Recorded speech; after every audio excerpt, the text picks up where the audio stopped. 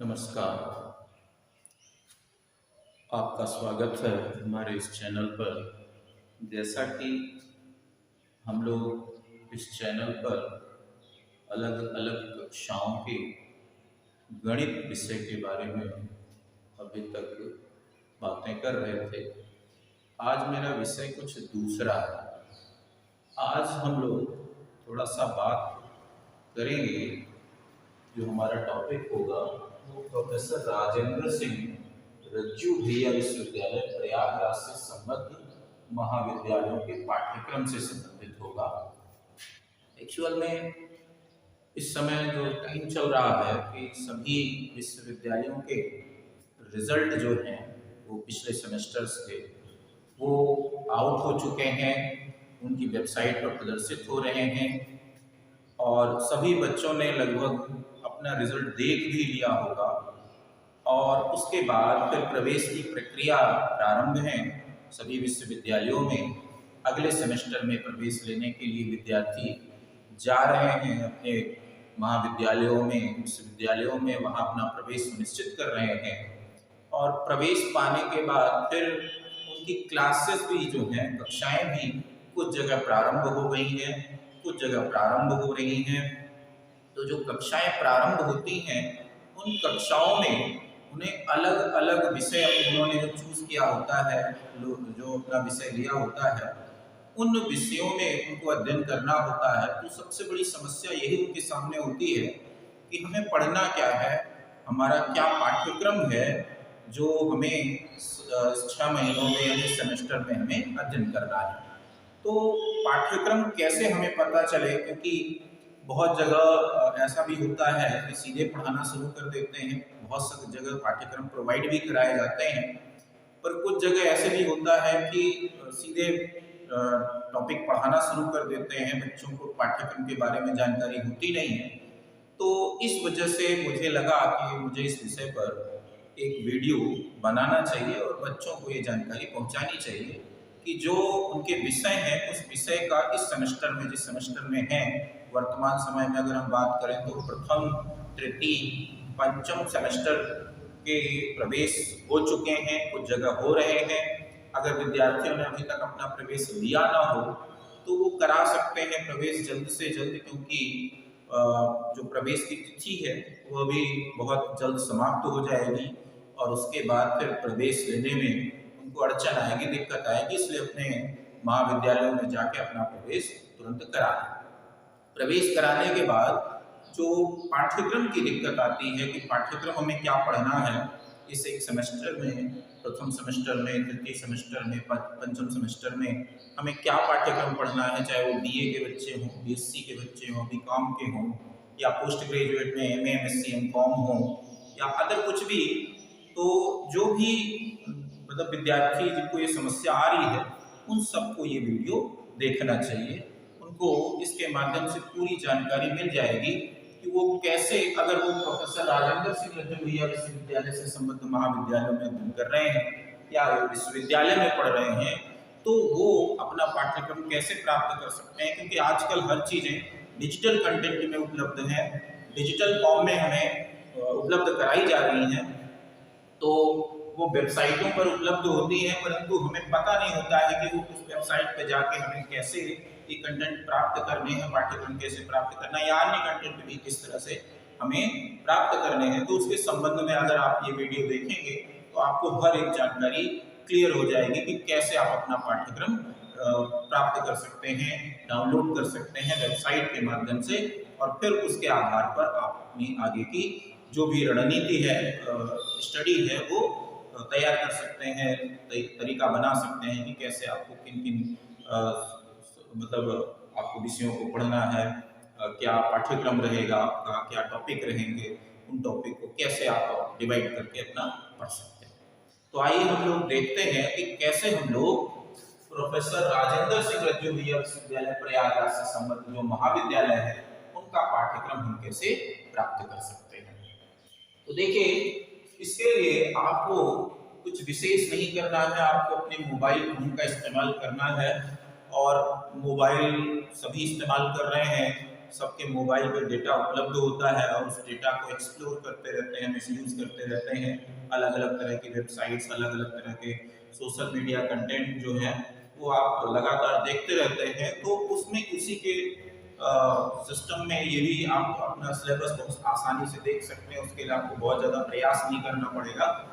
थोड़ा सा उस डाटा का उपयोग करेंगे आप अपने काम के लिए, अपने आगे के भविष्य के लिए, तो आप ये सिलेबस आसानी से डाउनलोड कर पाएंगे। तो देखिए, सबसे पहले आपको क्या करना है, आपको अपने मोबाइल के गूगल पे जाना है, क्योंकि हर कंटेंट आजकल गूगल से ज़्यादा एक्सप्लोर किए जाते हैं।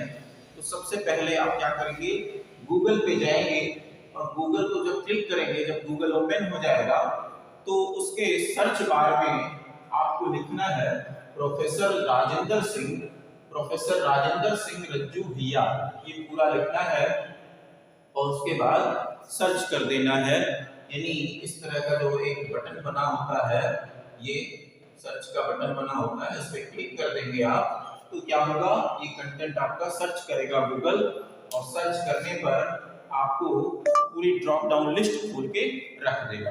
जो लिस्ट खुलेगी उस लिस्ट में बहुत सारे अलग अलग वेबसाइट्स के बारे में आपको बताया होगा, परंतु आपको सबसे पहला जो जिसमें पूरा नाम लिखा होगा प्रोफेसर राजेंद्र सिंह रज्जू भैया यूनिवर्सिटी, वो पूरा आपको लिखा होगा और उसके नीचे ये एड्रेस लिखा होगा https://prsunIV.ac.in, ये लिखा होगा।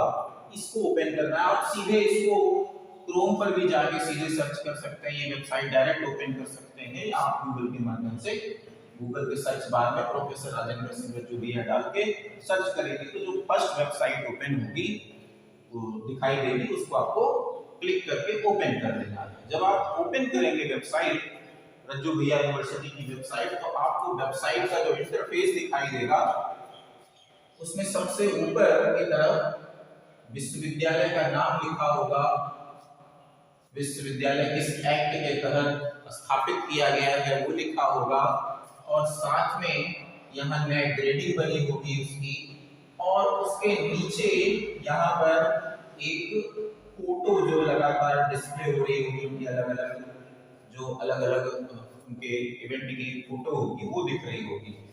तो ये जो फोटो है और ये जो ऊपर इनका नेम बार है, इसके बीच में एक पट्टी होगी। इस पट्टी के लेफ्ट हैंड साइड में इस तरह से आपको देखना है कि 3 लाइनें नजर आ रही होंगी। जब ऊपर की तरफ देखेंगे, सबसे ऊपर जो वेबसाइट का सबसे फ्रंट पेज है, उस फ्रंट पेज में सबसे ऊपर देखेंगे तो नाम लिखा होगा, और उस नाम के नीचे जो फोटो दिख रही होगी, उन दोनों के बीच में आपको देखना है एक पट्टी दिख रही होगी। इस पट्टी पे ऐसे 3 लाइनें नजर आ रही होंगी। इन 3 लाइनों को टैप करना है, यानी टच करना है आपको। जब आप टच करेंगे तो एक ड्रॉप डाउन लिस्ट खुल के आ जाएगी, तो करीब पूरी लिस्ट नजर आ जाएगी, इसे ओपन होगी, खुलेगी, और उस पे अलग अलग होम, अबाउट आदि आदि चीजें लिखी होंगी। तो ऐसे कई उस पे अलग अलग लिंक दिए होंगे। तो आपको क्या करना है, जो बच्चे विश्वविद्यालय में पढ़ रहे हैं उन बच्चों को उसमें स्टूडेंट लिंक पे जाना है। किस पे जाना है, STUDENT, स्टूडेंट का लिंक होगा। इस स्टूडेंट के लिंक पे जो बच्चे विश्वविद्यालय में पढ़ रहे हैं और वो अपना पाठ्यक्रम डाउनलोड करना चाहते हैं, तो वो इस लिंक को क्लिक करेंगे, ऐसे स्टूडेंट लिखा होगा और उसके नीचे ऐसे बना होगा एक छोटा सा, इसको क्लिक करेंगे तो आपको एक फिर ड्रॉप डाउन लिस्ट खुलेगी, और उस ड्रॉप डाउन लिस्ट में जो बच्चे विश्वविद्यालय में पढ़ रहे हैं वो इसको देख के उसमें फिर से जो ड्रॉप डाउन लिस्ट खुलेगी, उसमें उनका सिलेबस प्रोवाइड कराया गया होगा। वो आप देख के अपना सिलेबस जो है BA, BSc, BCom, MM, MSc, MCom जो भी है आप पढ़ रहे हैं, उसका आप सिलेबस यहाँ से डाउनलोड कर सकते हैं। परंतु जो बच्चे संगठक महाविद्यालयों में पढ़ रहे हैं, संबद्ध महाविद्यालयों में पढ़ रहे हैं, उनको ये सिलेबस काम नहीं आने वाला है, क्योंकि उनके लिए सिलेबस दूसरा है। क्या सिलेबस है, कैसे वो अपना डाउनलोड करेंगे, तो उसके लिए आपको स्टूडेंट लिंक पे नहीं जाना है। जो बच्चे संबद्ध महाविद्यालयों में पढ़ रहे हैं, एफिलिएटेड कॉलेज में पढ़ रहे हैं, उन बच्चों को जब यहाँ क्लिक करेंगे 3 लाइनों पर, जो ड्रॉप डाउन लिस्ट खुलेगी उसमें स्क्रॉल करके नीचे की तरफ आना है और उनको जाना है कॉलेजेस। कॉलेजेस जो लिंक दिया होगा उसके सामने भी इस तरह की एक एरो बनी होगी, उसको आप जब क्लिक करेंगे तो ऐसे एक ड्रॉप डाउन लिस्ट फिर से खुल के सामने आ जाएगी। तो जब ये ड्रॉप डाउन लिस्ट खुलेगी पूरा, तो उसमें सबसे ऊपर की तरफ दिया होगा एफिलिएटेड कॉलेजेस लिस्ट। तो जो विद्यार्थी एडमिशन ले रहे हैं फर्स्ट ईयर में, अगर अपने कॉलेज को देखना चाहते हैं कि हाँ हमने जिस कॉलेज में एडमिशन लिया है या लेने जा रहे हैं वो यूनिवर्सिटी से एफिलिएटेड है या नहीं है, यानी विश्वविद्यालय द्वारा उसको मान्यता दी गई है या नहीं दी गई है, वो इस लिंक को ओपन करेंगे, क्लिक करेंगे तो इस पे जितने कॉलेज संबद्ध हैं सारे कॉलेजों की लिस्ट प्रोवाइड की गई है। आप देख सकते हैं कि आपने जो विचार बनाया है जिस कॉलेज में आप एडमिशन लेने जा रहे हैं या ले लिया है वो यूनिवर्सिटी द्वारा एफिलिएटेड है या नहीं, यानी यूनिवर्सिटी द्वारा उसको मान्यता प्राप्त है या नहीं है, वो लिस्ट इस पे पूरी प्रोवाइड होती है, आप आसानी से देख सकते हैं। फिलहाल आपको सिलेबस डाउनलोड करना है क्योंकि ज्यादातर बच्चे अब एडमिशन जिनको प्राप्त करना था लगभग ले चुके हैं, कुछ बच्चे भी एडमिशन लेना चाह रहे हैं तो वो यहाँ से देख सकते हैं। जो ले चुके हैं उनको सिलेबस डाउनलोड करना है अपना, तो उसके लिए आपको क्या करना है, आपको ये जो दूसरा सबसे ऊपर एफिलिएटेड कॉलेज लिस्ट है और उसके नीचे वाला जो लिंक है कॉलेजेस सिलेबस, इस लिंक पे आपको क्लिक करना है। ऐसे एक बटन दिया होगा, उस बटन पे इसके सामने दिया होगा, उस पे क्लिक करेंगे तो फिर से पुनः एक ड्रॉप डाउन लिस्ट खुलेगी और इस लिस्ट में सिलेबस 2024-25, सिलेबस 2023-24, सिलेबस 2022-23 ये दिया होगा। तो जो बच्चे फर्स्ट ईयर या सेकेंड ईयर में हैं उन बच्चे यानी जो फर्स्ट सेमेस्टर या थर्ड सेमेस्टर में बच्चे हैं उनको ये वाला सिलेबस डाउनलोड करना है, सिलेबस 2024-25, इस पे क्लिक करना है। पहले और तीसरे सेमेस्टर के जो विद्यार्थी होंगे उनको सिलेबस 2024-25 वाला क्लिक करना है और जब क्लिक करेंगे तो पूरा सिलेबस खुल के आएगा, मतलब लिस्ट खुल के आएगी। लिस्ट में सबसे ऊपर की तरफ रेड लिखा होगा syllabus for under graduate course.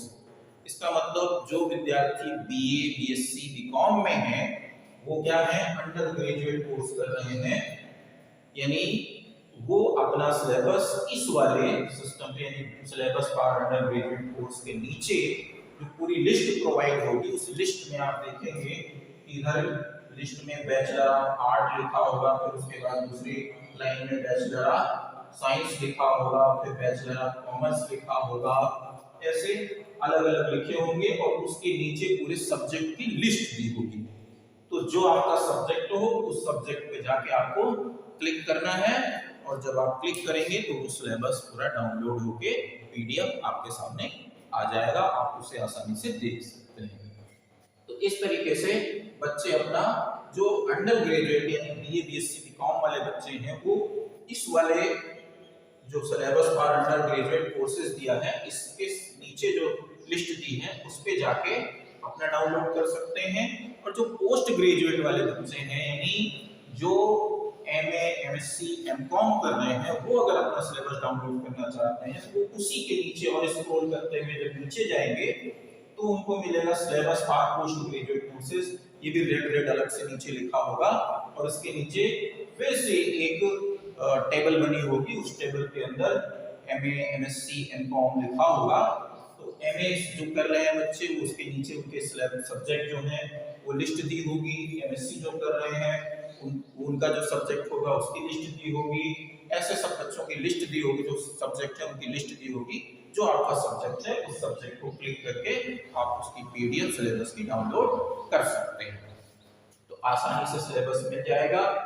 अब जो बच्चे इस बार 5th सेमेस्टर में हैं उनका सिलेबस जो मिलेगा वो मिलेगा 23-24 वाले में, अगर इसमें नहीं उपलब्ध होगा तो सिलेबस 22-23 वाले में मिल जाएगा, कंफर्म है।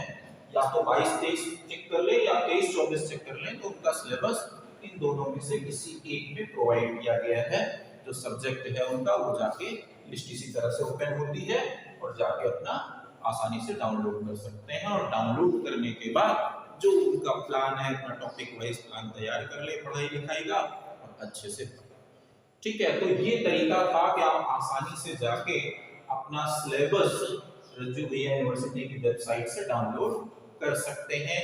आसानी से, कोई दिक्कत नहीं आने वाली। अगर आपको कोई समस्या आ रही हो तो आप कमेंट कर सकते हैं, मुझसे पूछ सकते हैं सीधे कमेंट के द्वारा।